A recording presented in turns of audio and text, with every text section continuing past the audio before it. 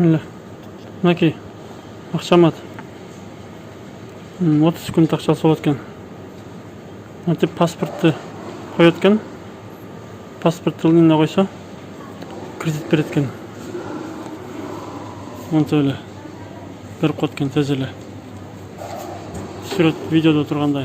Maki.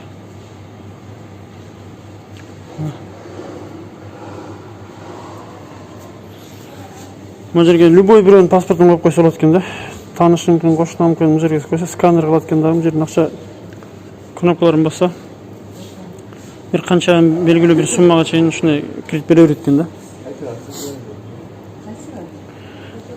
Бізде ушундай факттар болуп атат. Біреудің паспортын алып, бир нече адам паспортын алып, ушундай акчаматтан кредит алып, анан ошо жанагы кимге карайт ушу? Кайсы банкка карайт? Ошол банктагылар келип, давай төлөйсүң деп коркутат экен да.